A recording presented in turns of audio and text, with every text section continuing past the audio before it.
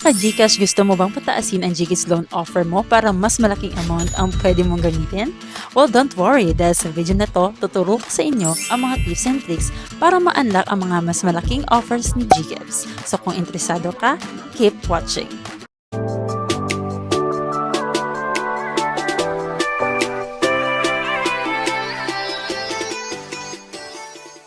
Hi guys, this is Dat and welcome back to my channel. If you are new to my channel, please click the subscribe button and hit the notification bell para lagi kayong updated sa ating mga uploads. And for today's video mga kaibigan, I'm so excited to share to you kung paano nga ba ako nagkaroon ng ganito kalaking offer dito sa GCash this 2025. Nagkaroon nga po ako ng offer na 50,000 pesos at ano na yung mga tips and tricks na pwede kong i-share sa inyo kung paano ako nagkaroon ng offer na ito. Number 1 tip is improve your G-score.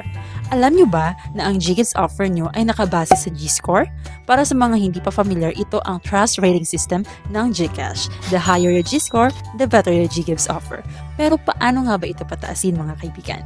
So ang dapat natin gawin, gamitin ang GCash regularly. Magbayad ng bills, bumili ng load, at mag-shopping gamit ang GCash. Panatilihin ang mataas na GCash balance. Yun ang ating dapat gawin. Mas active ka, mas tumataas ang G-score mo.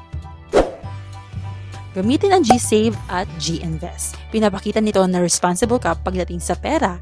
Number 4, bayaran ang GCash at G-Credit on time. So kung may existing loan ka, siguraduhin mong hindi ka nalalate sa payments. Diba? Napakasimple lang mga kaibigan. So the more you use GCash wisely, the higher your G-score. So, ganun lamang yon. So, lagi natin gamitin si GCash para tumaas yung ating G-score at magkaroon tayo ng mas malaking offer kay GCash. Ginamit ko nga yung G-Save at G-Invest. Nilagyan ko ng laman at nagpanatili ako ng aking walang balance. Okay? Number 2 tip is to increase your GCash activity. Yun yung sinasabi ko. Para mas ma-improve ang GCash offer mo, dapat maging active user ka.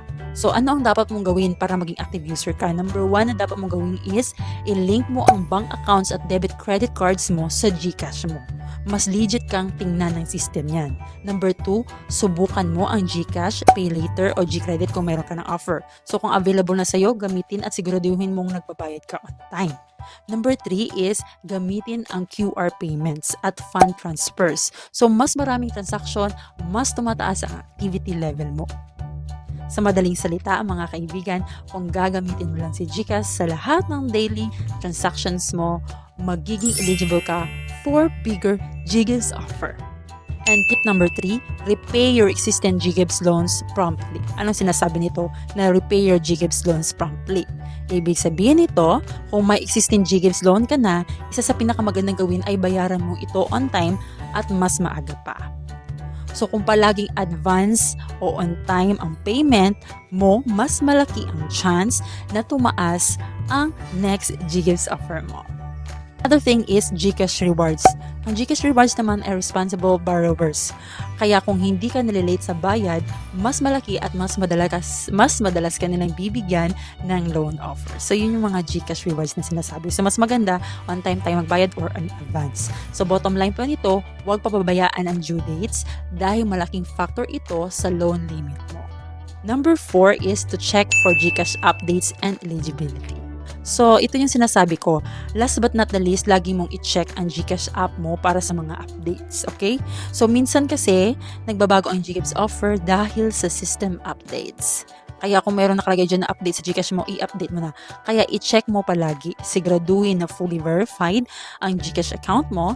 Dapat may valid ID at kompleto ang personal info mo.